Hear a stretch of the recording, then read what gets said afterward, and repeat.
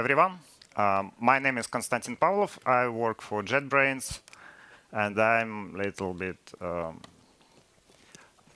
paranoid, and I don't trust myself always, but I trust my tests.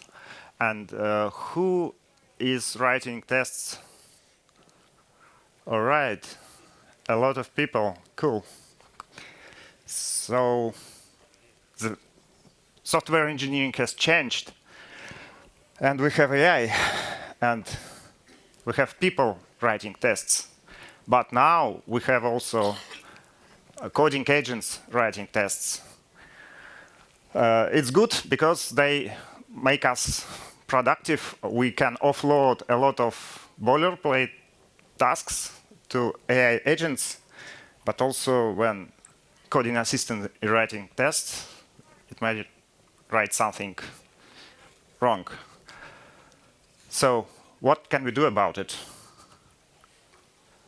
The problem is low quality of generated code, and the generated code might be not what you expect to have in your project, maybe not following your coding standards and style. And there is one initiative called agentic. It's basically not a standard, but a kind of naming convention when you add agents.md file to your repository, and this makes agents understand what you want and how you want your code to be written, but also tests to be written. And when agent is writing code, you may ask them to write tests and cover all the code with the tests. And also, you may ask them to follow some naming conventions and using some tools and libraries you prefer. And then agents generated a lot of tests for you, but you have to review it. And it might be a lot of tests and a lot of code. So one problem is to avoid huge pull requests and go step by step. It's true for software engineering, like when humans write code, because if it's a huge PR, it's difficult to review, and it's very easy to miss something. And I would say it would be a good rule of thumb that your PR should be reviewed at the end of the day and merged. But if you are a solo developer, for example, you need someone to help you with the code review. Or if you have a team and you have external contributors, you want someone to do pre-check before you allocate some human time to make a review. And the one thing you could do, you can run, again, local or cloud LLM with instructions.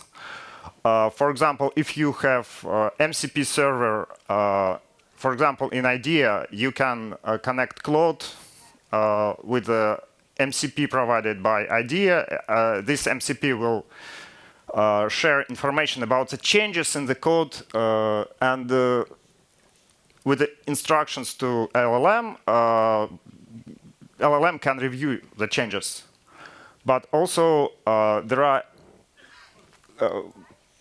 cloud tools that you can integrate with your CI/CD pipeline and GitHub.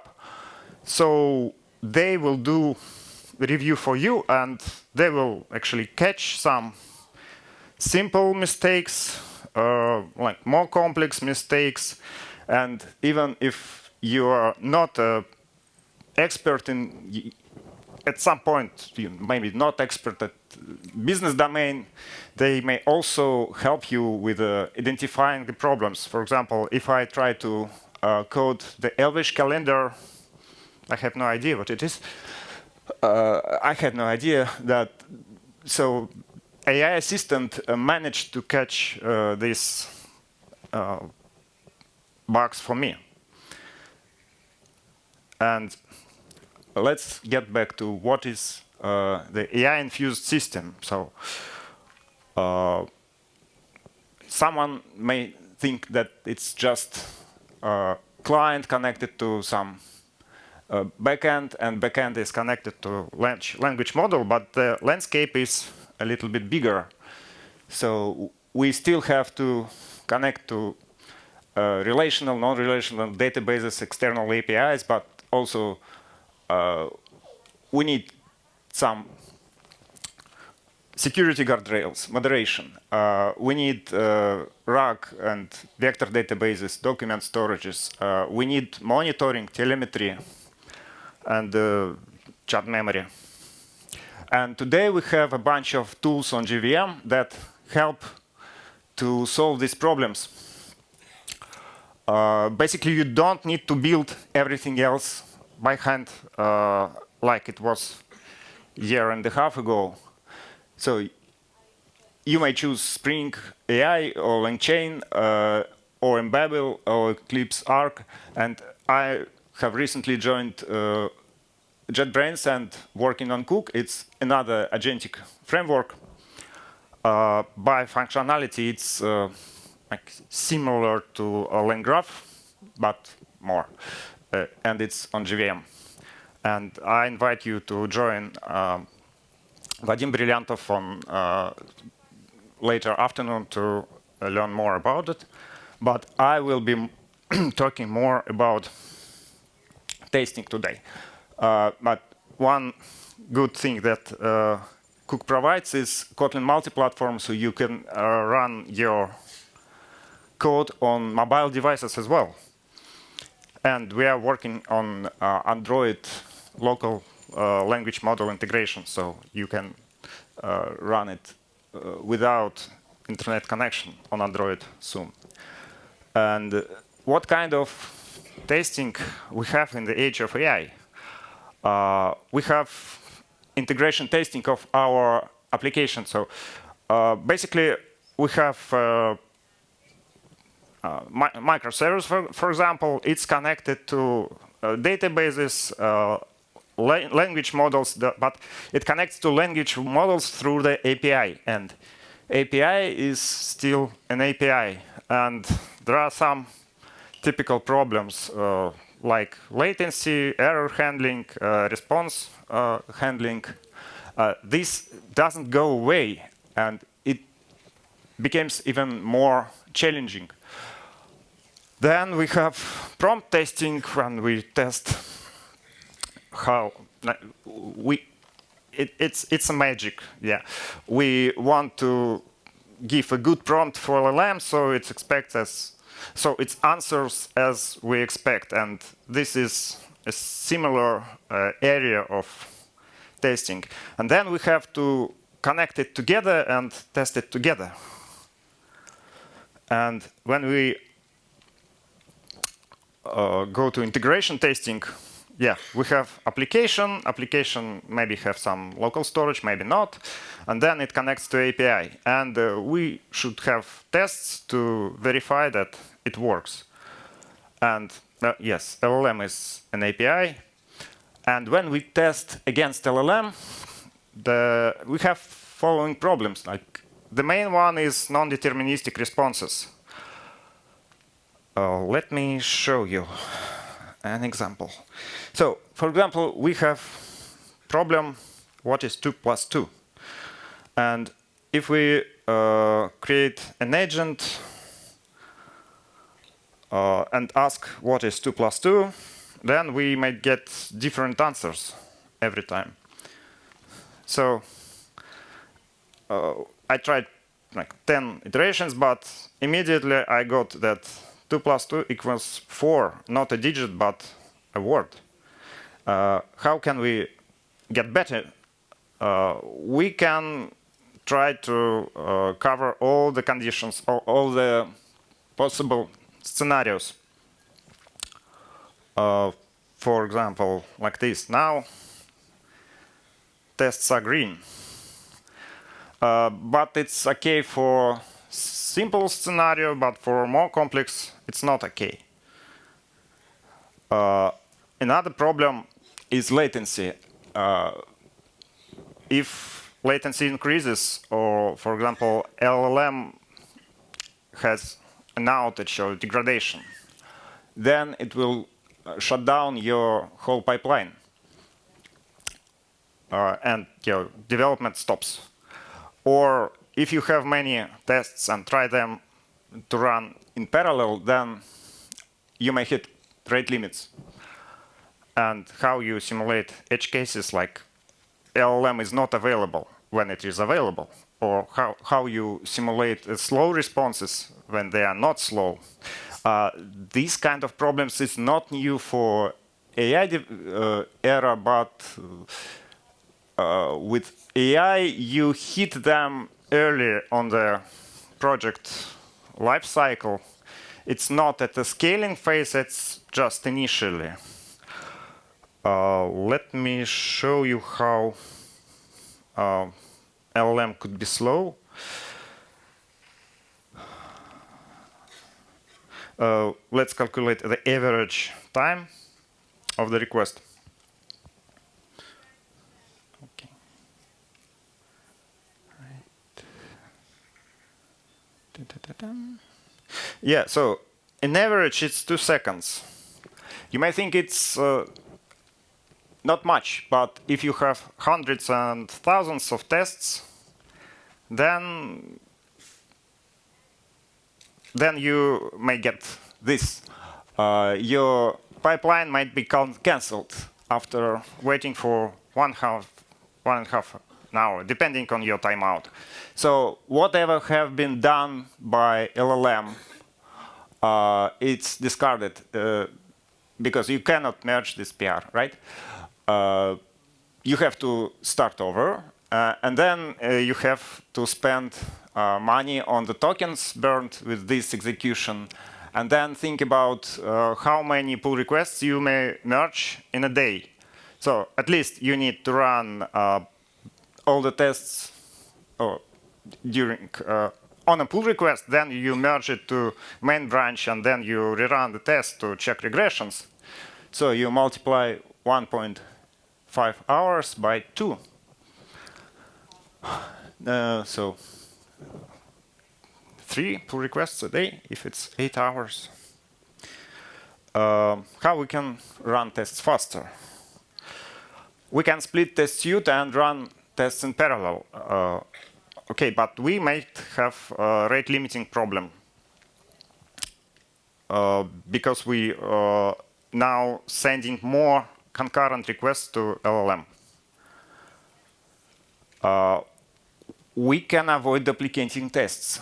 So what usually happens if we have a new feature or we have a change request, developer comes and writes new test, for example, end-to-end test and integration test.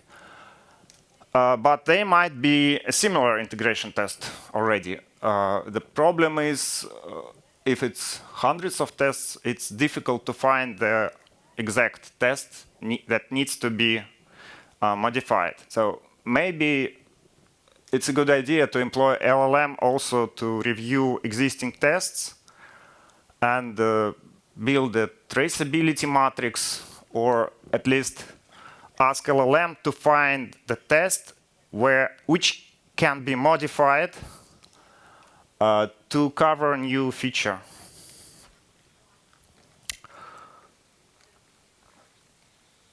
Yeah, another thing, if we have a complex workflow, we verify one component, then we verify another component, then we verify a third component. And we may want to check the post conditions. Again, post conditions of first component with a. So when we run, for example, happy case, we may verify all the post conditions at the end, rather than running multiple end-to-end tests to verify post conditions individually. So we can verify them together. And also, we can split test suite into smoke tests, which we run often. And then we have a full test suite, which is executed nightly or on merge to main branch. This is less confident, but it's faster. It increases development process speed. But coming back to failure scenarios, we cannot do anything rather than mocking large language models. And I've been working on LLM integration for a contact center, and we have been building integration tests with WireMock, but at some point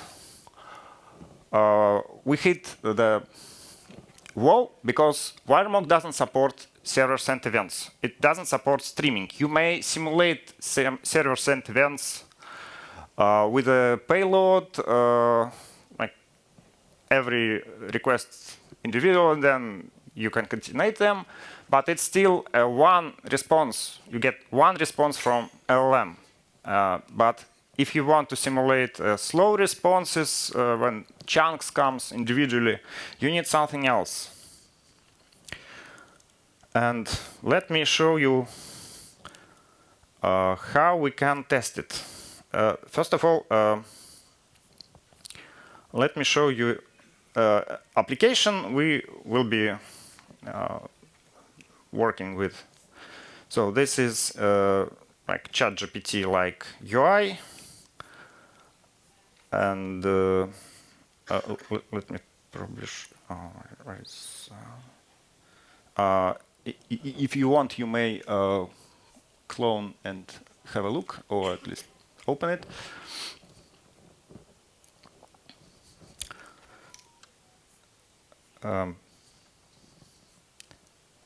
Let me run the application. So it's Spring Boot application with a rug. We have some documents, some knowledge about magic trees, value of light, magic bow. This is Elvish domain, right? And we connect this application to UI through WebSockets. And we have a moderation model to check the responses. So now our application is up.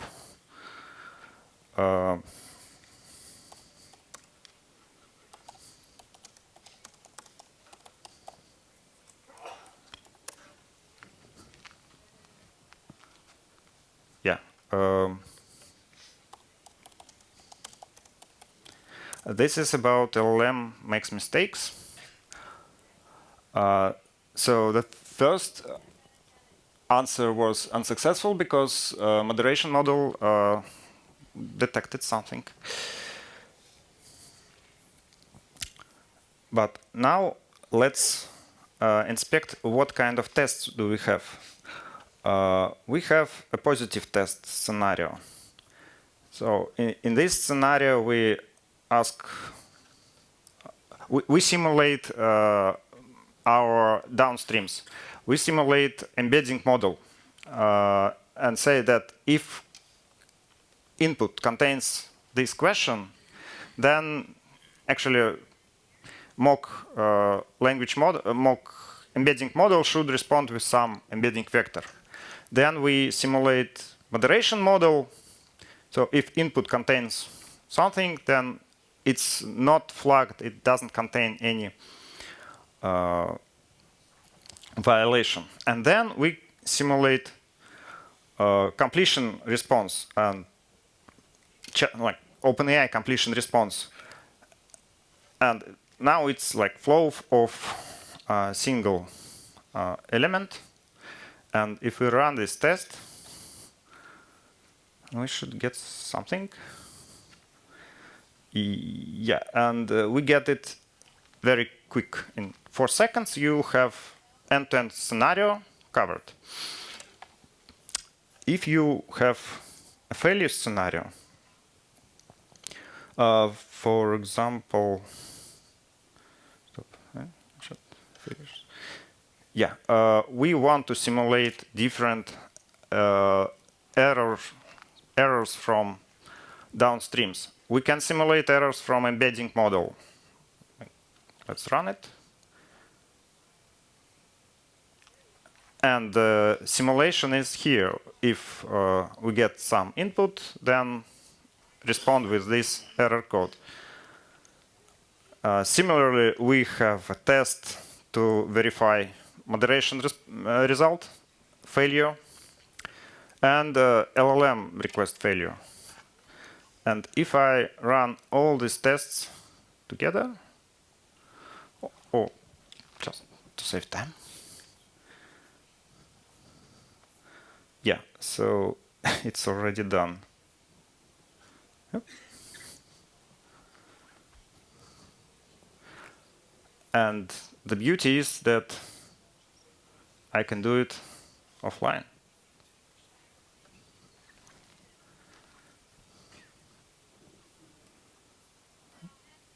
Yep.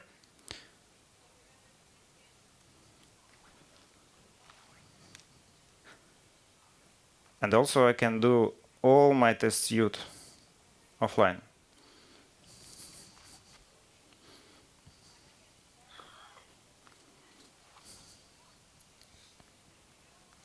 And this is simulating slow responses for WebSocket test. Yeah, let me run it again.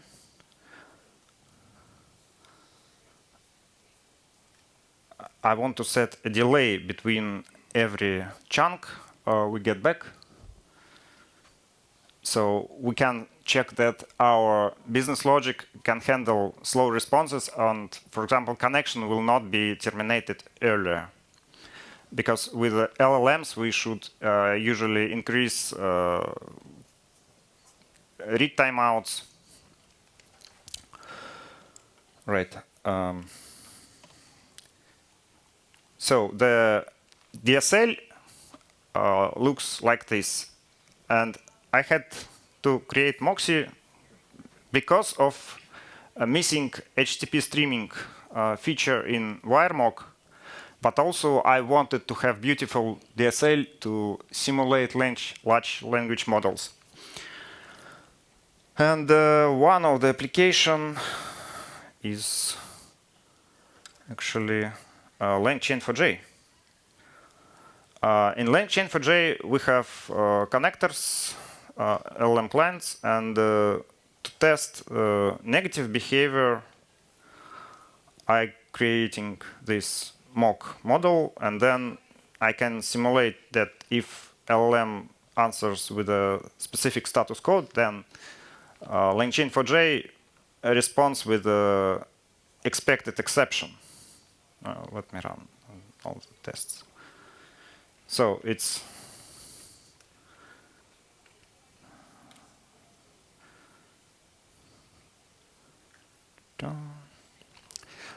and there is also a test for streaming language model.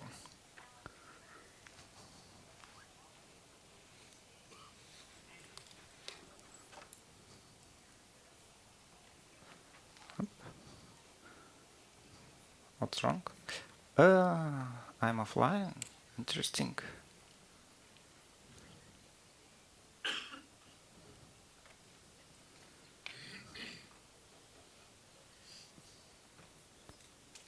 Let me just start. Is it the problem with oh, okay. Sometimes it happens.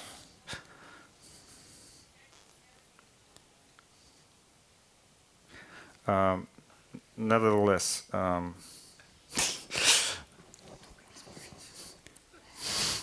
yeah, it happens.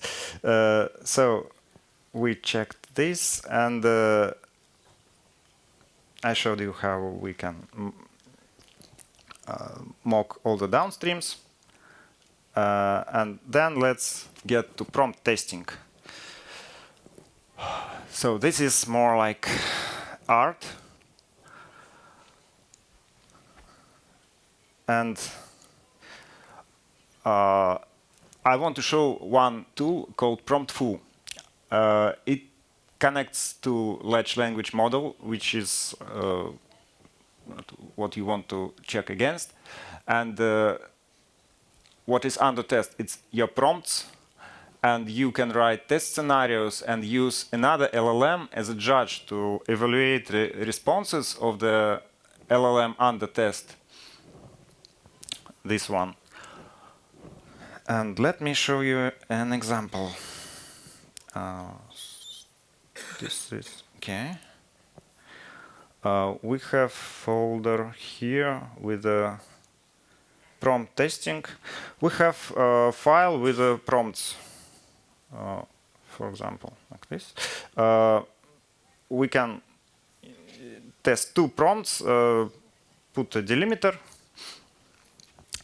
And in the promptfoo config, we want to use this file as an input and want to test how it works against ChatGPT 4.0 or GPT-5 Nano. And we have a couple of asserts defined. First one is like we ask LLM this question, and LLM should answer, is the LLM response complies with this requirement? And second might be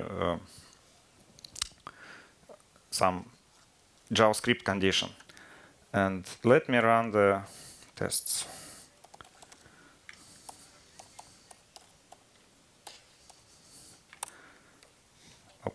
Stop. All right.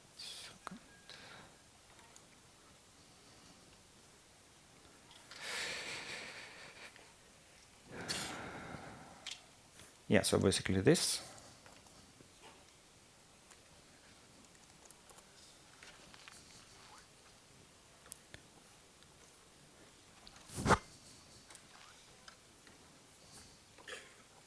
So we have a table of different test scenarios, different prompts with the different language models, basically 4 combinations.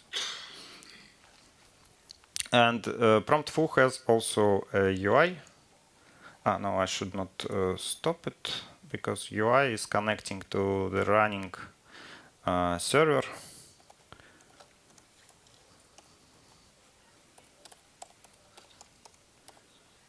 It's a shortcut, but it shows you things like this, and you can click and inspect requests.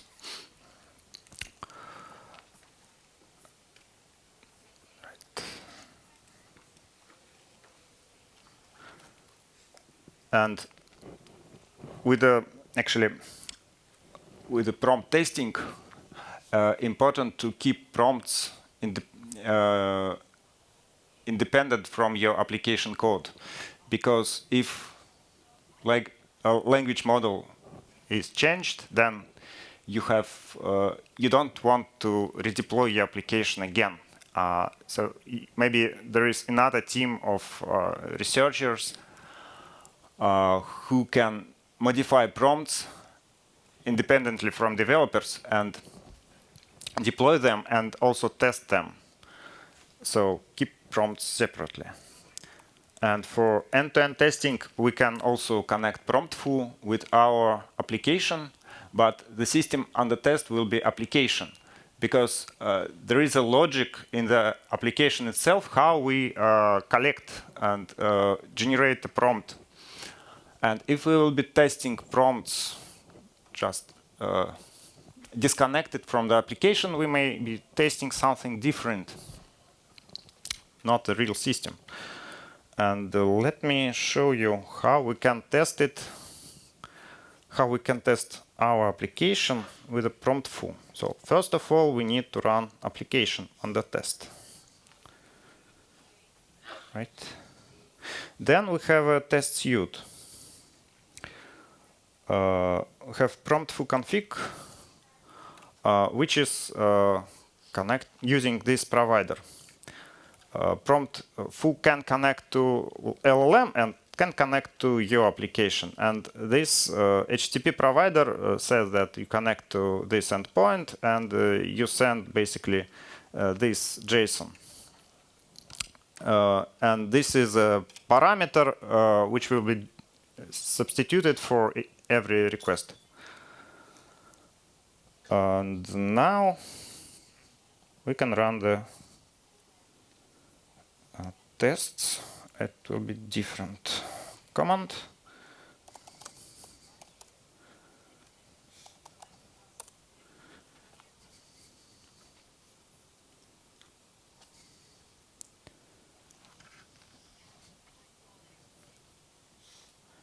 And we have scenarios. For example, first scenario is chat memory. Chat memory is that LLM should remember some state and conversation. For example, if user set their name, then LLM should remember this name. So this is pretty deterministic test. But then we can have a test for moderation model. So in this case, if I want as an orc to attack the village, then LLM should respond with some expected response, not LLM, but our application. And the third scenario is about using RAG. In the scenario, we provide context, and this is file, the same information provided to the application.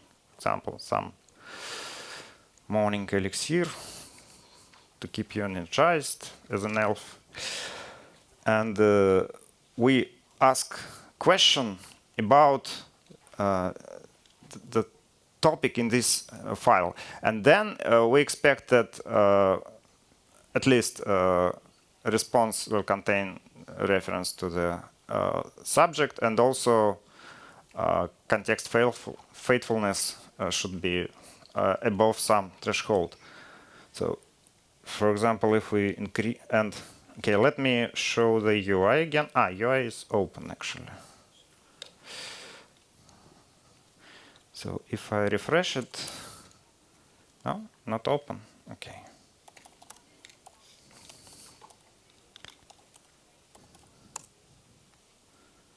All right, so this is our first scenario about chat memory. And this is a request which promptfoo has generated. No, this is answer, actually. And this is answer from the, again, from the LLM, translated by our application. And there is also moderation response. But if I go and, for example, raise context faithfulness, it should probably fail. Let me run the tests. Yeah, here.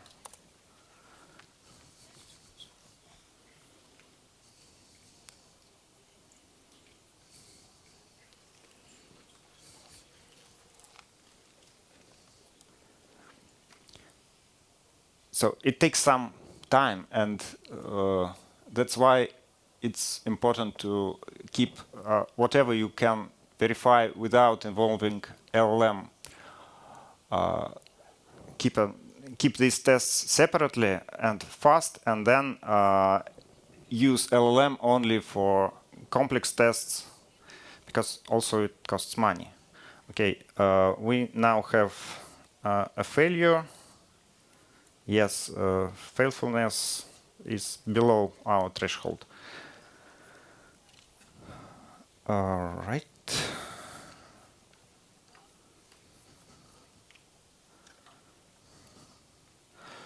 And we have another tool called LangFuse.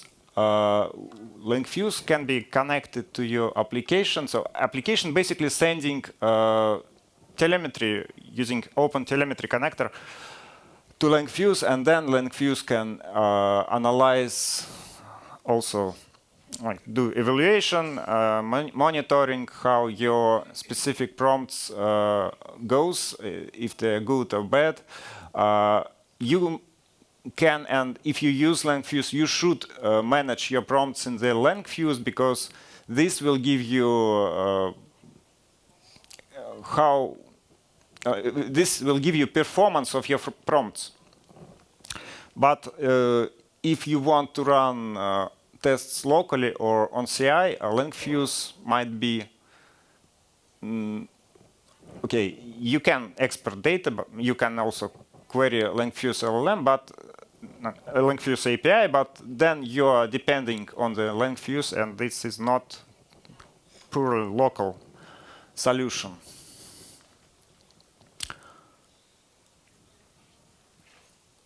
Yeah, but yeah, LangFuse has evaluation. LangFuse has prompt management. So it might be a good initial choice. But be careful with confidential information of your users, because you might be sending the whole prompts and inputs of the user to the LangFuse. And do you really want it? And there is another problem, security. And when someone wants to abuse your system, and red teaming is about testing your systems, like in a military drill, when red team is actually aggressor and they want to hack your system, do prompt injections and things like that. And promptfoo also supports a lot of predefined assertions, checks for example, WASP LLM top 10 attacks, and you may run them locally. How it works, LLM is promptfoo is connecting to your application, trying to understand what your application does. Then it crafts prompts for specific attacks, and then execute prompts, and then you get your results. For example, I ran this test against my application and got some vulnerabilities. And then I can see what's really happened, which assertion failed. So then you can improve either prompts or your business logic to address these attacks. Okay, you can see it in the console. And okay, when you deploy application to production, what's next? Personal data. You may start unintentionally sending personal data cross-border. For example, you choose the wrong LLM or wrong provider. Developers like to log raw LLM requests and responses, but on production, this information contains sensitive personal data. And you should be very careful to stay compliant. So when you write logging statements, please be careful. Use trace level for LLM requests and responses on production. And another problem, when you collect some information based on the customer behavior and want to train your language model on this information, you shouldn't really do it. There is a differentiative privacy technique which replaces real information with a similar information, which allows you to get a data set which will behave the same way, as your production data set, but will not contain specific user information. And another thing we used in production is PII identification and de-identification. So the idea is you replace some names, dates, card numbers in the input with the placeholders. And then you send this information to large language model, get an answer, and then recover information. So this helps you to stay compliant. We used private AI. This is probably a good choice if you choose between build versus buy.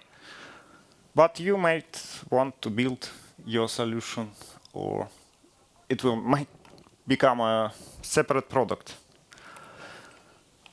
Another challenge is when model changes. For example, if you depend on the latest model and a model is updated, then the performance of your application, the way how information, what kind of answers your customers will get, it will change. So you might start measuring the performance. It's like normal Google Analytics. And you can identify when some metrics goes down. You can see it. And yeah, when you collect data to train your model, beware of PII. Verify prompts with anonymized data set, but not with a real data set. And keep prompts separate from your code. So you may change your prompts when model changes without redeploying your application or without the developers to change something in the code.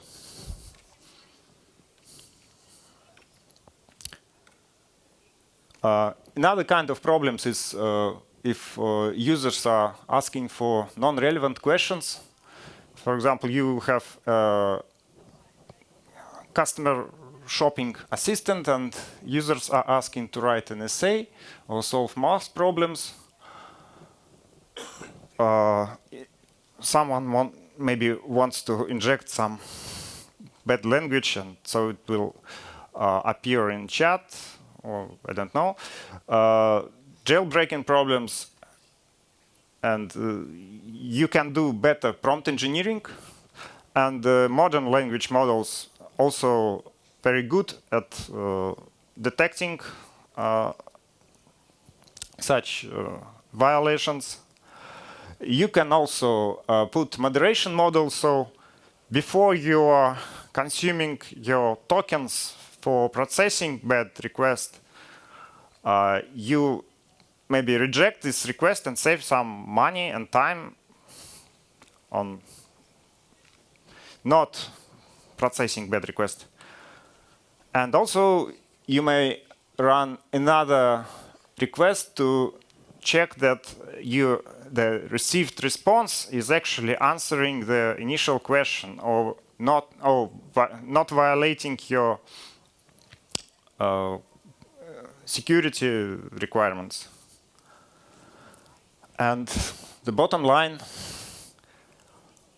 we should still test. And in the age of AI, the software engineering requires a little bit more testing. And think about it, the more you test, the more bugs you will find. It's better to find them earlier than on production. And thank you.